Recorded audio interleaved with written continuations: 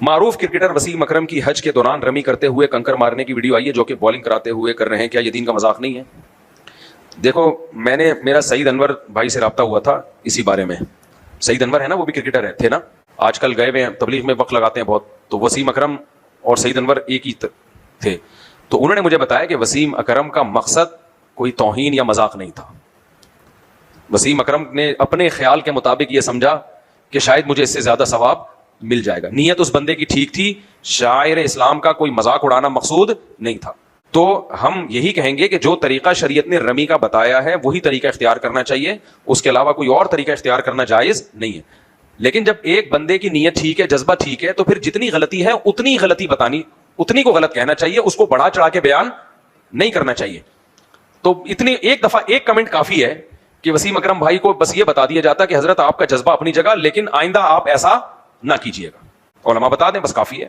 پوری قوم جب کسی کے پیچھے ہاتھ دھو کے پڑتی ہے نا، ایسا لگتا ہے ان کے پاس اس کے علاوہ وہ اگلا کہے گا کاش میں حج کرنے نہ آتا. دیکھو، نبی کریم صلی اللہ علیہ وسلم کے دور میں بھی ہمیں غلطیوں کی مثالیں ملتی ہیں. نبی نے کیسے تنبیہ کی ہے؟ امام رکوع میں جائے، ہمیں حکم یہ ہے کہ وہیں سے رکوع میں نہ چلے جاؤ، صف میں شامل ہو. رکوع مل جائے تو ٹھیک ہے، نہیں تو ایک رکعت بعد میں پڑھ لو، یہی ہے نا. لیکن صحابی سے ایسا نہیں ہوا. امام رکوع میں تھا، صحابی مسجد میں دور سے ہی رکوع میں چلے گئے. ٹھیک ہے نا.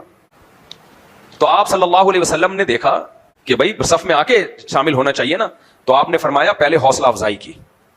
دیکھو کیسی بہترین تعلیم ہے. غلطی کو غلط بھی کہا نبی نے، لیکن چونکہ ان کی نیت بری نہیں تھی تو ان کی حوصلہ افزائی کی. فرمایا زادک اللہ حرصاً، تمہاری جو جماعت کی نماز میں شامل ہونے کی حرص ہے اللہ اور بڑھا دے.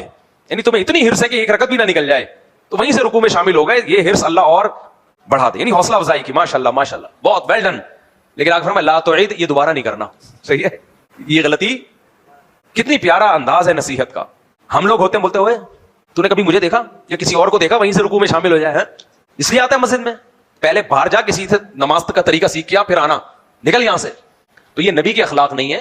نبی نے ان صحابی کی غلطی کو غلط بھی کہا، لیکن اس غلطی کی بیس اچھی تھی تو اس بیس پہ آپ نے ان کی حوصلہ افزائی بھی کی. فرمایا زادک اللہ حرصاً، تمہاری جو جماعت کی نماز میں شامل ہونے کی حرص ہے نا، لالچ ہے، اللہ اس لالچ میں اور اضافہ کرے. لیکن پھر آگے فرمایا لا تعید، دوبارہ نہیں کرنا. اس سے بڑی بات یہ تو چلو وہیں سے